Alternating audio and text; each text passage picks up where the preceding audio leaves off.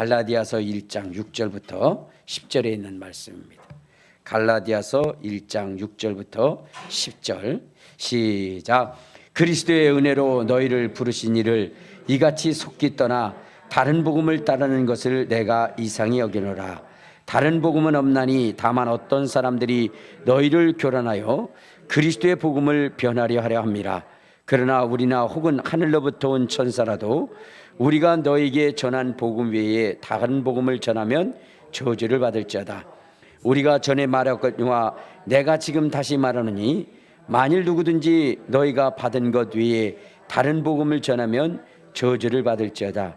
이제 내가 사람들에게 좋게 하랴 하나님께 좋게 하랴 사람들에게 기쁨을 구하랴 내가 지금까지 사람의 기쁨을 구하는 것이었다면 그리스도의 종이 아니니라. 아멘. 이제 자기 자신을 축복할 때 이렇게 축복하십시오. 나는 예수님 때문에 가장 행복한 사람입니다. 고백하시길 바랍니다. 나는 예수님 때문에 가장 행복한 사람입니다. 아멘.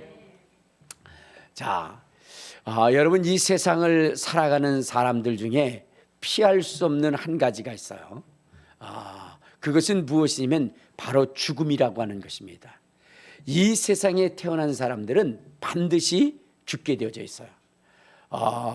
부자이든 가난한 자이든 또한 명예가 있든 권세가 있든 또 기술이 출중하든 여러분 그것에 상관없이 반드시 한 번은 그 죽음이라고 하는 것에 맞닥뜨려지도록 되어 있다는 것입니다. 그런데 우리의 인생이 참 불행한 것은 우리가 이 세상에 태어나는 이유도 또한 죽음 이후에 어떠한 일이 있는지도 모르고 그리고 우리가 왜 죽는지도 모른다는 것입니다. 이 세상에 태어난 사람의 지혜와 지식으로는 사람이 왜 죽는지 또 이 죽음 위에는 무엇이 있는지 그것을 전혀 알 수 없다는 것입니다. 그런데 성경은 우리에게 가르치고 있습니다. 우리가 죽는 이유에 대해서 명확하게 가르치고 있는데 그것은 바로 죄 때문에 하나님의 영광에 이르지 못하고 죄 때문에 우리가 죽는다는 것입니다. 우리 한번 로마서 3장 23절에 보면 이런 말씀을 하고 있습니다. 로마서 3장 23절 시작. 모든 사람이 죄를 범하였음에 하나님의 영광에 이르지 못했다. 그러니까 모든 사람이 죄를 범했다는 겁니다. 그런데 이 죄는 자 로마서 6장 23절에 가보면 이런 말씀이 있어요. 자 시작. 죄의 삭은 사망이다. 그러니까 여러분 우리가 하나님의 영광에 이르지 못하고 그리고 무서운 심판을 받고 영원한 멸망 지옥의 형벌을 받게 되는 것은 다른 것이 아니라 죄라고 하는 이 무시무시한 이 문제가 우리를 죽게 한다는 겁니다.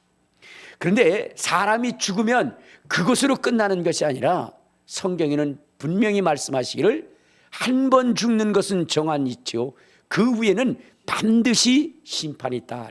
그러니까 우리 인생은요 죽은 다음에 없어지고 사라지는 것이 아니에요. 죽으면 끝나는 것이지 라고 이야기하는 사람들이 있습니다만 누구 맘대로 죽으면 끝나겠습니까? 우리 하나님은 우리를 지으신 하나님은 분명히 말씀하시기를 바로 죽음 뒤에는 무서운 심판이 있고 그 심판은 영원한 멸망 저 지옥에서 세세토록 고통당하게 되어져 있다라고 말씀을 하고 있는 것입니다. 그러므로 여러분 오늘 우리가 생각해야 되는 것은 죽으면 끝나는 것이 아니라 하나님의 심판이 있으니 그 심판대 옆에서 영원한 멸망이 아니라 영원한 생명을 얻을 수 있는 그 길을 우리가 찾고 그 길을 선택해야 된다는 것입니다. 우리 하나님께서는 이렇게 죽을 수밖에 없는 우리의 인생을 위해서 영원한 생명을 주시고자 그 사랑하는 독자 예수 그리스도를 이 땅에 보내주셨습니다. 그러므로 이 죄악된 길에서 우리가 영생을 얻고 영원한 생명을 얻고 아버지께로 갈 수 있는 유일한 길은 바로 하나님께서 보내신 예수 그리스도를 믿고 의지하는 것입니다. 예수님은 말씀하시기를 내가 곧 길이요 진리요 생명이니 나로 말미암지 그는 아버지께로 올 자가 없느니라 라고 말씀하셨으니, 여러분, 죄를 이기고 천국에 갈 수 있는 유일한 길, 우리를 지으신 우리의 행복과 우리의 기쁨이 있는 아버지께로 갈 수 있는 그 유일한 길은 예수 그리스도 한 분이시라는 것을 잊지 않고 그분을 철저히 신뢰하고 믿고 나가는 저와 여러분 되시기를 주님의 이름으로 축원합니다. 주님의 이름으로 축원합니다. 여러분, 이 세상에 죄를 도말하고 죄 씻음을 얻고 하나님께로 갈 수 있는 다른 길은 없다는 거예요. 다른 길은 오직 예수밖에는 없다는 겁니다. 그런데 악한 마귀 사단은 우리들에게 접근해서, 그래서 우리로 하여금 다른 길이 있다고, 예수 외에도 다른 길이 있다라고 이렇게 가르치고 우리를 속인다는 것입니다. 그런데 여러분, 오늘 이렇게 속이는 자들과 또한 이러한 일로 인하여 속아 넘어가는 자들에게 바울은 분명히 말하기를, 자, 우리 한번 갈라디아서 1장을 한번 봅시다. 갈라디아서 1장에 바울은 이렇게 이야기합니다. 자, 7절 시작. 다른 복음은 없나니 다만 어떤 사람들이 너희를 교란하여 그리스도의 복음을 변하려 함이라. 그러나 우리나 혹은 하늘로부터 온 천사라도 우리가 너희에 전한 복음 외에 다른 복음을 전하면 저주를 받을지어다. 우리가 전에 말하였거니와 내가 지금 다시 말하노니 만일 누구든지 너희의 받은 것 외에 다른 복음을 전하면 저주를 받을지어다 라고 있어요. 그러니까 바울은 분명하게 우리에게 말씀하시기를 뭐라고 그랬냐? 다른 복음은 없다. 죄로 말미암아 죽을 수밖에 없는, 지옥 갈 수밖에 없는 인생들에게 새로운 생명을 부어하고 영원한 생명을 얻게 할 수 있는 그 유일한 분은 오직 예수 한 분밖에 없다. 만일 다른 복음이 있다라고 전하는 자가 있다면 그는 저주를 받을 것이다. 또한 다른 복음이 있다고 그것을 받아들이는 자도 저주를 받을 것이라고 이렇게 확실하고 분명하게 말하고 있다는 것입니다. 여러분, 여러분들에게 분명히 말씀드리지만 다른 복음은 없습니다. 오직 예수 밖에는 없다는 것입니다. 다른 이로서는 구원을 얻을 만한 그 이름을 준 적이 없다라고 이 성경은 거듭거듭 우리에게 강조하고 있는 것입니다. 그러므로 여러분들, 아무리 마귀 사탄이 간교한 그러한 이야기로 우리를 속이려 한다 할지라도 여러분, 결코 여러분들은 속지 말아야 되는 것이고, 아무리 지식이 있고 정말로 출중한 사람들이 예수 외에 다른 길이 있다라고 이렇게 이야기한다고 한다면 여러분 단호히 그것을 배격할 수 있어야 되는 것입니다. 요즘 보면은 다른 복음이 없고 오직 예수 외에는 하늘나라로 가는 길이 없다라고 얘기하니까, 그러니까 이것을 법으로 만들어서 그러한 이야기들을 하지 못하도록 하는 그러한 법들이 제정되고 있습니다. 차별금지법이라는 게 바로 그런 거예요. 예수 외에는 구원받을 길이 없다라고 얘기하는데 어찌 예수만 구원하느냐? 다른 자들도, 다른 종교도 구원이 있다라고 이렇게 이야기하면서 만일 예수 외에 다른 구원이 없다고 한다면 그것을 처벌하려고 합니다. 그들은 저주를 받을 거예요. 성경에 기록된 대로 그들은 저주를 받을 것입니다. 여러분, 그 법을 제정하는 자들도 저주를 받을 것이지만 그것에 동의하는 자들도 저주를 받을 것입니다. 성경이 분명히 말씀하고 있어요. 다른 복음은 없나니 오직 예수 한 분밖에는 없다. 그러므로 다른 복음을 전하는 자도 그것을 믿는 자도 저주를 받는다라고 성경이 기록하고 있으니, 여러분, 우리는 결코 다른 복음이 없고 오직 예수만의 유일한 복음임을 고백하고 전할 수 있는 저와 여러분 되시기를 주님의 이름으로 축원합니다. 주님의 이름으로 축원합니다. 여러분, 그러면 왜 다른 복음이 없느냐? 다른 복음이 없느냐? 그것을 왜 우리가 확신해야 되느냐 하는 것은, 여러분, 죄라고 하는 것, 인생이 저지른 죄가 그렇게 만만한 것이 아닙니다. 여러분, 우리의 인생, 우리의 조상 아담이 하나님 앞에 범죄한 그 죄악은 여러분 그렇게 간단한 것이 아니에요. 여러분 그 죄를 대속하려면 여러분 죄 없는 사람이 죽어야 되는 거예요. 죄 없는 자가 정말로 죽어야만이, 그래야만이 그 죄가 대속되어지는 것입니다. 예수 그리스도께서 왜 이 땅에 오셔서 십자가에 못 박혀 죽으셨을까요? 그것은 다른 것이 아니라 우리 갈라디아서 1장 4절을 보면 1장 4절 시작. 그리스도께서 하나님 곧 우리 아버지의 뜻을 따라 이 악한 세대에서 우리를 건지시려고 우리 죄를 대속하기 위하여 자기 몸을 버리셨다라고 얘기했어요. 그러니까 여러분 죄 없으신 분이 이 땅에 오셔서 고난의 십자가를 지고 그 피를 흘려주시고 죽으셔야만이 여러분 우리 인생의 죄가 대속되어질 수 있어요. 그런데 여러분 다른 종교는 내 스스로 고행을 통해서 내 죄를 어때요? 죄의 업보를 치르라라고 이야기를 하고 있습니다. 여러분 우리 인간 스스로가 그 죄의 문제를 해결할 수 없기 때문에 하나님께서 그 아들 독생자 예수 그리스도를 보내주신 것입니다. 그런데 여러분 이 십자가의 죽음은 하나님의 아들이신 예수 그리스도도 심히도 고통스러운 것이기 때문에 우리 주님도 주여 이 잔이 지나가게 하옵소서. 그 일을 위하여 이 땅에 오셨지만 그러나 그 십자가의 잔을 놓고는 하나님 앞에 다시금 기도하며 아버지여 이 잔이 내게서 지나가기를 원합니다 라고 그렇게 고백한, 여러분 죄의 그 짐을 지고 대속의 짐을 지고 십자가를 죽는다는 것은 여러분 너무나 참담하고 참혹한 고통이기 때문에, 그렇기 때문에 주님도 그 잔이 지나가기를 원하셨다는 겁니다. 그런데 여러분 그 길 외에 다른 길이 있다고 한다는 것은 그것은 사기나, 그것은 저주받아 마땅한 일이라.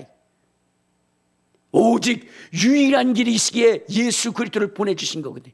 그래서 예수 그리스도께서 그 십자가를 지고 죽으시고 부활하심으로 그러므로 우리에게 죄사함이 있는 것입니다. 여러분 이것은 너무나 힘들고 어려운 일이에요.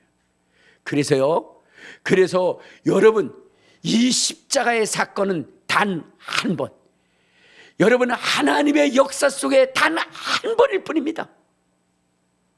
여러분 두 번일 수가 없는 거예요. 하나님은 우리의 인생을 사랑합니다. 하나님은 우리의 인생을 사랑하지만 그러나 죄의 용서함을 받고 하나님의 자녀가 되고 다시 한번 타락한 자들을 위해서는 주님이 다시 그 길을 만드시지 않는다는 거예요. 우리 한번 성경을 한번 봅시다. 어디를 보시냐면 히브리서 6장에 보면 이렇게 얘기합니다. 6장 4절 시작. 한 번 빛을 받고 하늘의 은사를 맛보고 성령의 참여함 받고 하나님의 선한 말씀과 내세의 능력을 맛보고도 타락한 자들은 다시 새롭게 하여 회개할 수 없나니 이는 그들이 하나님의 아들을 다시 십자가에 못 박아 드러내놓고 욕되게 함이라 라고 했어요. 그러니까 여러분 예수 그리스도께서 우리를 구원하시기 위해서 여러분 십자가를 지신 것은 단 한 번이라는 거예요. 여러분 이 길에 타락하게 되면 다시는 기회가 없다는 것입니다. 왜냐? 여러분 그들에게 다시 기회를 주려면 예수 그리스도께서 다시 오셔서 십자가를 지셔야 되는데 여러분 그 일은 너무나 힘든 일이기 때문에 하나님도 다시는 그러한 일을 하지 아니하신다는 거예요. 여러분 이처럼 죄라고 하는 것이 무섭고 두려운 것입니다. 주님을 믿고 예수 그리스도로 말미암아 생명을 얻는 자가 타락하게 되면 여러분 그에게 기다리는 것은 무엇밖에는 없느냐? 우리 한번 히브리서 10장 26절부터 27절에 보면 이런 말씀이 있어요. 시작. 우리가 진리를 아는 지식을 받은 후 짐짓죄를 범한 즉 다시 속죄하는 제사가 없고 오직 무서운 마음으로 심판을 기다리는 것과 대적하는 자를 태울 맹렬한 불만 있으리라. 그러니까 여러분 주님이 열어놓으신 이 생명의 길로 구원함을 얻고 주님의 말씀대로 살아가다가 타락한 자들, 다른 곳에서도 구원이 있다라고 그렇게 간 자들은 다시 돌아올 수 없다는 게, 그들이 다시 돌아와서 구원을 얻으려면 예수 그리스도께서 십자가에 못 박혀 돌아가셔야 된다는 거예요. 그러나 그런 일은 있을 수 없다는 겁니다. 그런 일은 있을 수 없으니 그러한 자들에게는 무엇밖에 없어요? 심판과 맹렬한 불만, 그들을 심판하시고 영원한 불, 저 맹렬의 불에 던져질 그 일만이 그들에게 있다는 것입니다. 그러므로 오늘 우리가 예수를 믿고 타락하지 말아야 되는 것이고, 오직 유일한 이 길만이 우리의 구원의 길이라 고백하고, 여러분 요동하지 않고 흔들리지 않는 믿음을 가져야 된다는 것입니다. 다시금 여러분들에게 말씀드리지만 다른 길은 없습니다. 오직 예수 그리스도, 그분만이 우리의 유일한 길이라는 거 잊지 마시고 굳건히 이 신앙을 정말로 의지하며 믿고 나가는 저와 여러분 되시기를 주님의 이름으로 축원합니다. 주님의 이름으로 축원합니다. 그러면 우리가 이 길을 놓치지 않고 이 길 속에 반드시 승리하고 하나님께 영광 받을 수 있는 길은 어떤 길일까? 우리가 예수를 믿고 그리스도인으로서 살아가는 참된 길이라고 하는 것은 무엇일까? 그것은 다른 것이 아니라, 여러분 이전에는 나를 위하여 살았고 무엇을 먹을까 무엇을 입을까 그렇게 나 자신의 기쁨을 위하여 살았지만, 그러나 이제 우리는 예수를 믿었으니 자기 자신을 위하여 사는 것이 아니라 오직 예수 그리스도를 위하여 살아가는 삶이 되어야 된다는 것입니다. 우리 갈라디아서 2장 20절에 보면 이런 말씀을 합니다. 갈라디아서 2장 20절, 우리가 예수를 믿고 구원함을 얻고 정말로 살아가는 우리의 인생, 그 인생은 어떤 삶을 살았느냐? 자, 2장 20절 시작. 내가 그리스도와 함께 십자가에 못 박혔나니 그런즉 이제는 내가 사는 것이 아니요 오직 내 안에 그리스도께서 사신 것이라.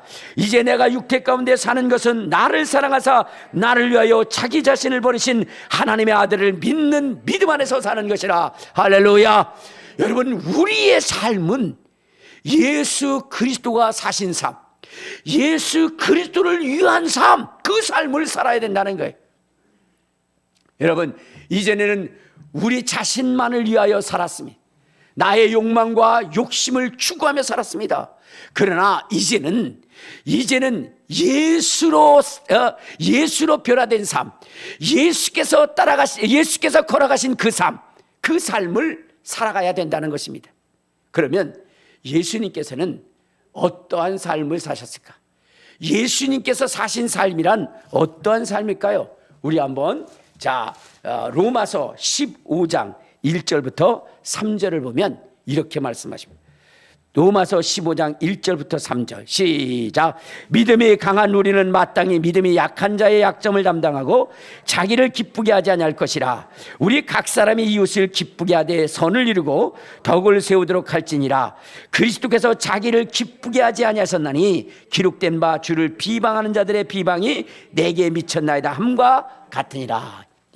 예수 그리스도의 삶이란 자기 자신을 기쁘게 하는 삶이 아니었다는 거예요.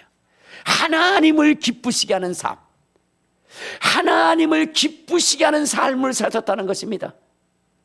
그러므로 여러분, 십자가를 지는 것은 고통스럽고 괴롭고 힘든 일이지만, 그러나 하나님이 명령하신 것이기에 죽기까지 복종하시면서 하나님의 영광을 위하여 살아갔다는 것입니다. 그러면 하나님이 살라 하신 삶은 어떤 삶일까요? 그것은 바로 타인을 위한 삶, 타인을 위한 삶, 죽어가는 영혼을 위한 삶, 죽어가는 이웃의 영혼을 위하여 사는 삶, 이것이 바로 하나님이 원하시는 삶이고 예수 그리스도께서 사신 삶입니다. 그래서 우리 주님께서 뭐라고 말씀하셨습니까? 이 병들고 옥에 갇혔을 때 그때 돌아본 그것은 곧 주님을 돌본 것이라고 이렇게 얘기한다는 것처럼, 우리의 생애 가운데 자기 자신이 아니라 타인을 위하여 살아가는 것은 곧 주님이 살아가신 삶이고 주님이 기뻐하시는 삶이라는 거예요.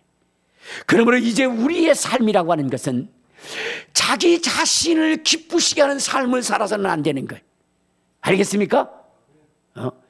자기의 배고픔과 자기의 굶주림과 자기의 헐벗음, 이러한 것들을 채우기 위해서 여러분의 신앙을 사용하는 것이 아니라 죽어가는 영혼, 이웃의 헐벗은 영혼들을 돌보는 자의 삶을 살아가야 된다는 거예요. 그것이 바로 예수를 위한 삶이고, 그것이 곧 하나님을 기쁘시게 하는 삶이고, 그것이 곧 우리 그리스도인으로 살아가야 할 그 삶이라는 것을 우리 주님이 말씀하신 것입니다. 자, 이제 여러분들은 무엇을 위한 삶을 사시기를 원하십니까? 우리 주님이 정말로 내 이웃을 위해서 살라고 하셨잖아요. 그것은 바로 여러분, 우리 주님의 명령이니 우리 죽기까지 그 일에 힘쓰고 애쓰고 충성할 수 있는 그러한 사람이 되어야 돼요.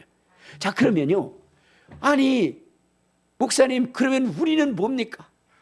우리는 뭐예요?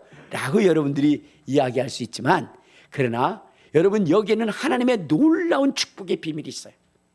놀라운 축복의 비밀이라는 것은 무엇이냐면, 주면, 나누면, 베풀면 주님이 누르고 흔들고 넘치도록 안겨주신다는 거예요. 그러니까 먼저 주는 역사가 일어나야 되는 거예요.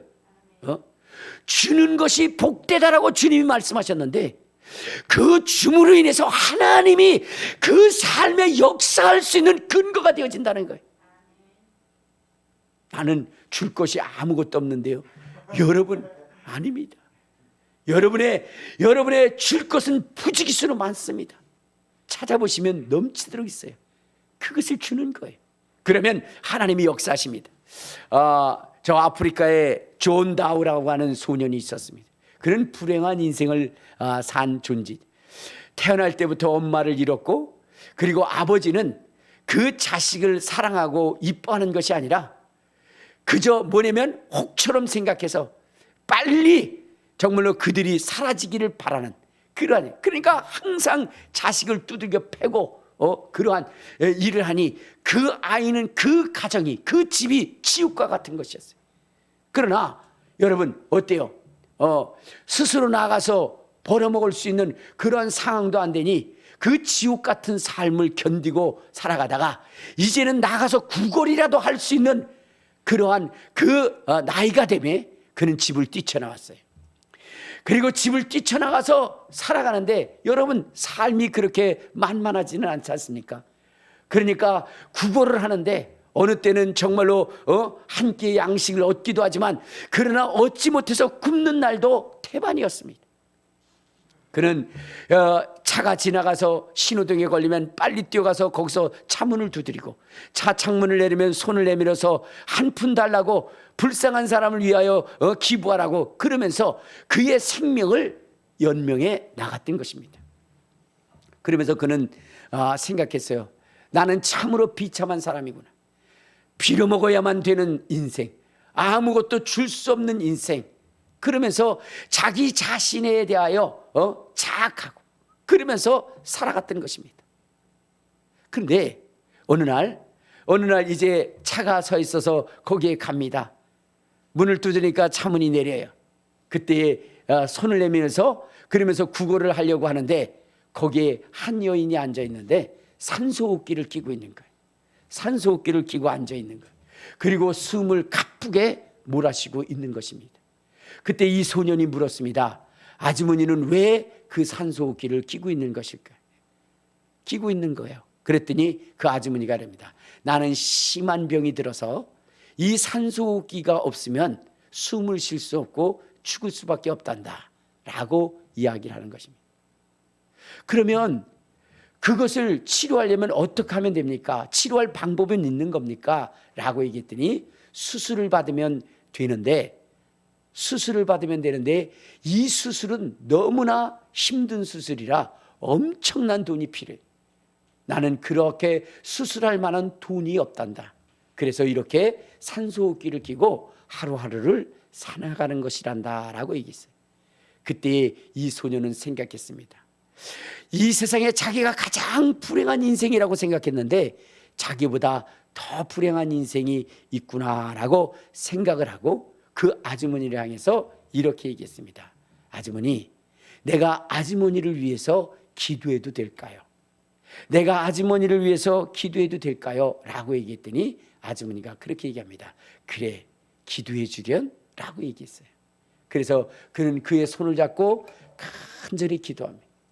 간절히 기도하는데 정말로 눈물이 앞을 가릴 정도로, 그 정도로 눈물이 나요. 통곡에 가까운 그러한 기도를 합니다.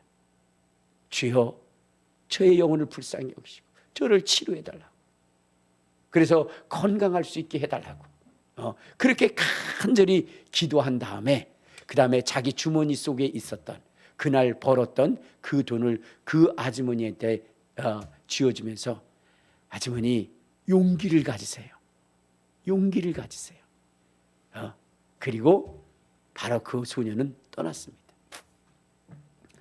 얼마 후에 기적이 일어났는데 이 장면을 보던 사람이 유튜브에 올렸어요. 그 장면을 찍고 그것을 올렸습니다.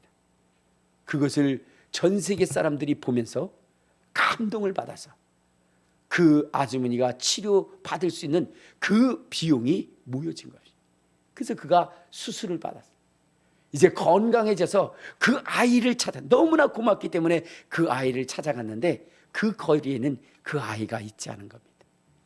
그래서 너무나 고마워서 그 아이를 찾아 수소문 했는데 나중에 알고 보니까 그 아이가 부잣집, 그 이야기를 듣고 부잣집, 그러한 그 부유한 가정에서 그를 입양을 했어요.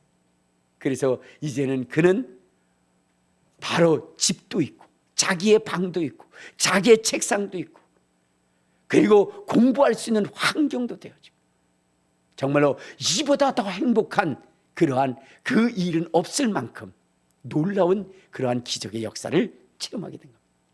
주라, 주라! 그러면 누르고 흔들고 넘치도록 안겨주리라. 여러분, 주님을 믿는 사람들은 자기를 기쁘시게 하는, 자기를 기쁘시게 하기 위해서 얻었던 그 동전 몇 푼이라도 정말로 힘들고 어려운 그를 위해서는 도저히 감당할 수 없는 그거지만 그러나 적은 것이라도 나누고 베풀면서 그를 도왔을 때에 하나님께서 역사하셨다는 거예요. 하나님께서 역사하셨다는 것입니다. 그러므로 여러분, 우리 그리스도인들의 삶은 나누고 베푸는 것입니다. 나누고 베푸는 삶을 살 때에 그때에 하나님의 기적이 일어나는 것입니다. 우리 한번 사도행전 2장을 보면 이러한 말씀이 있어요. 사도행전 2장. 여러분, 주님을 믿기 힘들고 어려운 상황 가운데 정말로 부흥의 불길이 타오르기 힘든 그러한 여건과 조건 가운데 여러분, 초대교회에 어마어마한 부흥의 역사가 일어났는데 그 이유가 무엇이냐? 2장 43절부터 봅시다. 자, 시작. 사람마다 두려워하는데 사도들로 말미암아 기사와 표적이 많이 나타나니 믿는 사람이 다 함께 있어 모든 물건을 서로 통용하고 또 재산과 소유를 팔아 각 사람의 필요를 따라 나눠주며 날마다 마음을 같이하여 성전에 모이기를 힘쓰고 집에서 떡을 떼며 기쁨과 순전한 마음으로 음식을 먹고 하나님을 찬미하며 또 온 백성에게 칭송을 받으니 주께서 구원받는 사람들을 날마다 더하게 하시라. 여러분, 부흥하기 힘든 이 초대교회의 상황 속에서 여러분, 권세자들이 핍박하고 또한 나라가 핍박하고 백성들이 핍박하여 도저히 복음이 확산되어질 수 없는 그때에 여러분, 복음의 역사가 불길처럼 일어났던 이유는 무엇일까? 하나님이 관여하시기 때문이라는 거예요. 하나님이 믿는 자들을 더하게 하셨다는 거예요. 그러면 이 하나님이 관여하게 된 이유가 무엇이냐? 믿는 자들이 서로 통용하고 정말로 아픈 이들이 없도록, 굶주린 자들이 없도록, 헐벗은 자들이 없도록 서로를 돕고 서로를 위로했다는 거예요. 자기 자신을 위한 기쁨이 아니라 타인의 그러한 필요를 채워주는 그러한 삶을 살았기 때문에 하나님이 그 삶 가운데 역사하셨다는 거예요. 사랑하는 여러분, 이제 우리는 정말로 주님이 살아가셨던 그 삶, 자기 자신을 위한 삶이 아니라 정말로 타인을 기쁘시게 하시면서 그러면서 살아갔던 그 삶을 추구하며 나갈 수 있는 우리 모두가 되어야 되는 것입니다. 그리스도가 살아가야 한, 그리스도인이 살아가야 할 삶이 바로 그런 것입니다. 나누고 베푸는 삶, 고난 당하는 자들을 위하여 눈물로 기도할 수 있는 삶, 그들의 아픔을 나누고 그들을 위하여 정말로 희생할 수 있는 삶, 이 삶이 하나님이 여러분의 인생 가운데 역사할 수 있는 그 근거가 되어질 수 있다는 것입니다. 오늘 그러한 인생의 삶을 사시기를, 그래서 하나님의 복을 누릴 수 있는 저와 여러분 되시기를 주님의 이름으로 축원합니다. 주님의